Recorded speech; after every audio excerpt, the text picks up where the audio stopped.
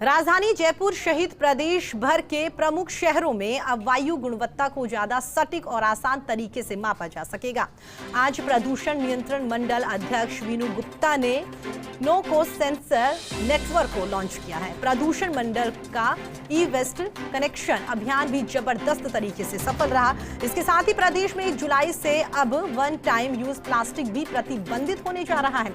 इन तमाम योजनाओं और कार्यक्रमों को लेकर प्रदूषण नियंत्रण मंडल अध्यक्ष वीनू गुप्ता से बात की सहयोगी निर्मल तिवारी ने। हमारे साथ इस समय मौजूद हैं senior IAS officer Veenu Gupta, जो प्रदूषण नियंत्रण मंडल के अध्यक्ष भी हैं। और आपके आने के बाद लगातार मंडल में जिस तेज़ी से काम हो रहे हैं, चाहे वो प्लास्टिक फ्री करने की बात हो या जिस तरह से आज low cost sensor network launch किया गया है उसका काम हो, उसके अलावा ई वेस्ट कलेक्शन की बात हो, तमाम जो ड्राइव्स हैं वो बहुत तेज़ी से चल भी रहे हैं और उन पर तेज़ी से काम भी हो रहा है। वीनू जी, जिस तरह से आप लगातार आपके आने के बाद बहुत सारी ऐसी योजनाएं सामने आई हैं, तो किस तरह से इन सबको इनका प्लान तैयार हो और कैसे एग्जीक्यूट कर रहे हैं?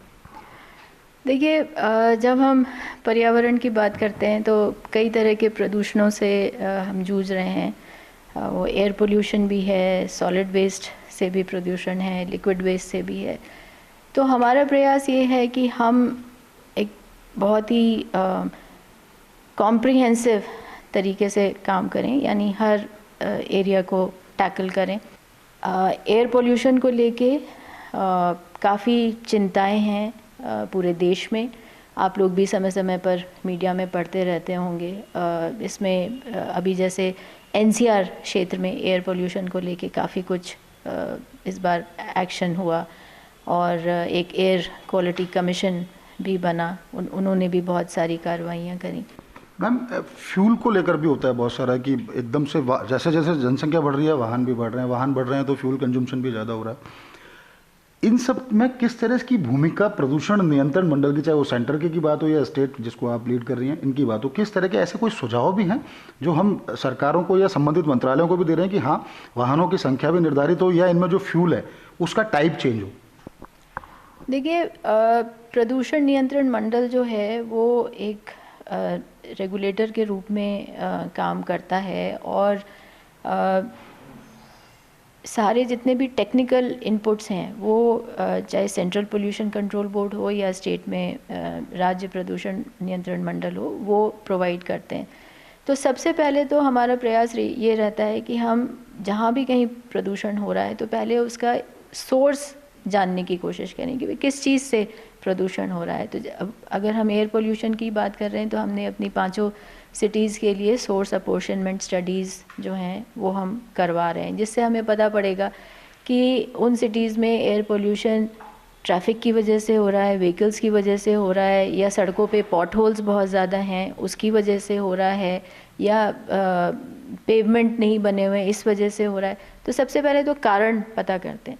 फिर कारण जब स्टडीज़ में निकल के आ जाता है तो हम स्टेक होल्डर डिपार्टमेंट्स को उसके साथ शेयर करते हैं। तो जितनी भी सोर्स अपॉर्शनमेंट स्टडीज़ हैं वो हम एलएसजी के साथ, ट्रैफिक के साथ, पुलिस के साथ इनको बताते हैं, क्योंकि जो करेक्टिव एक्शन है वो इन डिपार्टमेंट्स के द्वारा ही लिया जाना है। तो आगे आने वाले समय में जैसे इलेक्ट्रिक व्हीकल्स की संख्या बढ़ेगी तो नेचुरली जो व्हीकुलर पोल्यूशन है उसमें कमी आएगी। इसके अलावा जयपुर में मेट्रो का नेटवर्क बढ़ा रहे हैं राज्य सरकार के द्वारा, तो उससे भी आने। मैम, सॉलिड वेस्ट मैनेजमेंट की बात करें या जिस तरह से ई वेस्ट कलेक्शन का आपने जो ड्राइव शुरू किया, इसको आगे किस तरह से और लेके जाएंगे और इसमें अभी तक जिस तरह से ड्राइव चलाया गया उसको कितनी सफलता मिली? देखिए, ड्राइव्स जो ई वेस्ट की चली वो बहुत ही सक्सेसफुल चली, क्योंकि ई वेस्ट पे राजस्थान में और वैसे तो पूरे भारत में ही कोई बहुत ज़्यादा काम हुआ नहीं है। 2016 में इसके रूल्स आए थे, लेकिन कोई विशेष काम इस पे हुआ नहीं है। और हमारे लिए भी एक ये जब हमने ड्राइव्स चलाई तो एक लर्निंग प्रोसेस था।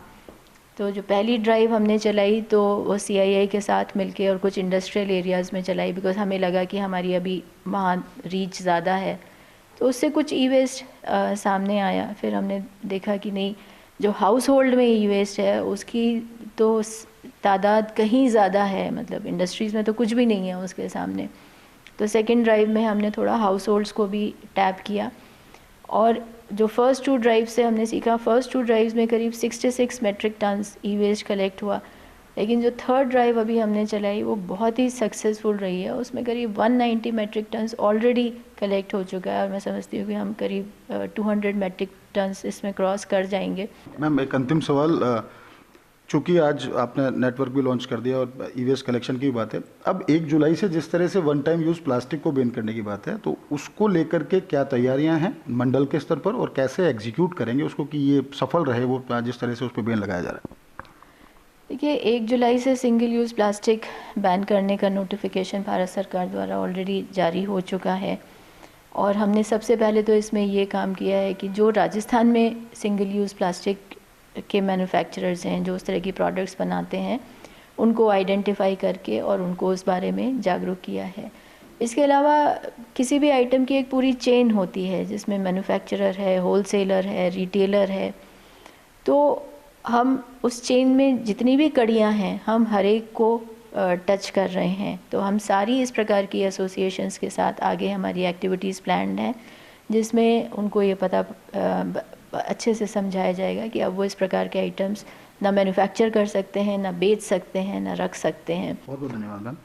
तो आप हैं वीनू गुप्ता जी, पिछले दिनों जिस तरह से पर्यावरण सुधार के लिए प्रदूषण नियंत्रण मंडल के स्तर पर जो भी कार्य योजनाएं लाई गई हैं, जो भी योजनाएं चलाई गई हैं, जो भी ड्राइव चलाए गए हैं, चाहे वो ई वेस्ट कलेक्शन की बात हो, सॉलिड वेस्ट मैनेजमेंट की बात हो, वायु गुणवत्ता सुधार के लिए जिस तरह से लो कॉस्ट सेंसर नेटवर्क अब लगाया गया, तो कहा जा सकता है कि इस दिशा में तेज़ी से काम हो रहा है। और कोविड के इस दौर में जब लोगों ने एक सांस की कीमत समझी कि हाँ किस तरह से पर्यावरण की शुद्धता उसका संरक्षण करना चाहिए, तो निश्चित तौर पर प्रदूषण नियंत्रण मंडल के स्तर पर बहुत सारी योजनाएं लाई जा रही हैं और बहुत तेज़ी से उन पर काम भी हो रहा है।